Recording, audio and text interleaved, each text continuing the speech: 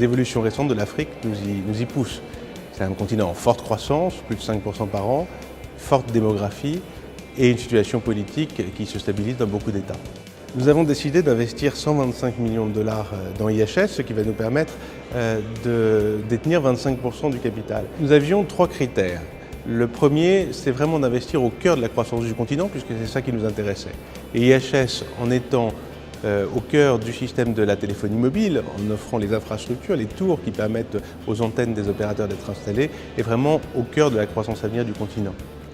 Le deuxième critère était de pouvoir le faire avec des partenaires qui connaissent bien l'Afrique, qui connaissent bien les pays en particulier où opère la société en question, et c'est le cas, puisque nous avons à la fois les filiales de la Banque mondiale et de la Banque de développement des Pays-Bas, qui sont depuis très longtemps dans ces pays-là, le premier fonds d'investissement spécialisé en Afrique qui s'appelle Emerging Capital Partners, et le leader de l'asset management sud-africain qui est Investec, sans compter le management, qui reste à nos côtés et qui est un actif clé de cette société.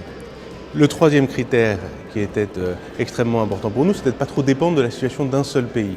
Or, IHS est présent au Nigeria, au Cameroun, en Côte d'Ivoire, dans d'autres pays à l'avenir, et ça permet d'équilibrer les risques liés aux situations géopolitiques.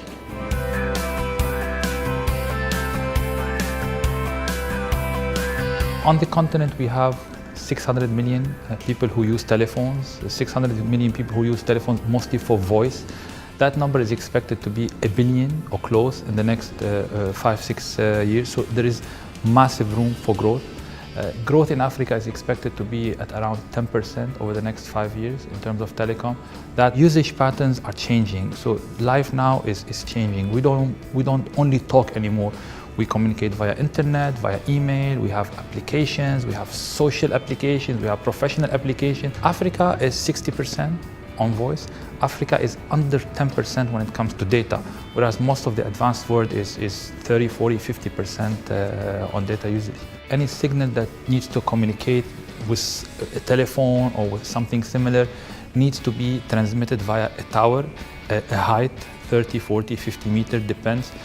This is what we do, and you need thousands of these all over a country because a tower can only cover a few kilometers unless it's made for radio or for TV, which is a different domain. We specialize in the tower itself. We specialize in owning that tower and leasing space on that tower to the operators, the likes of MTN, the likes of Airtel, Etisalat. These are our clients. We also specialize or provide services in building the actual tower, physically building it via our own engineers.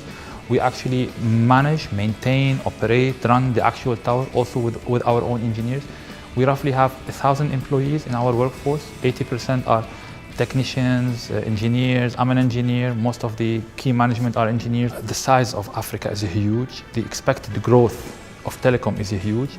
It can only grow with more towers. So people like us have to provide those towers. We need a long-term investor. Wendel is a long-term investor. That is critical because our business is telecom infrastructure. We're not in consumer business. Wendel also is active. They come with their own people, their own experiences from other companies they have created, they have helped create, and they help you with compliance, they help you with strategic decision making.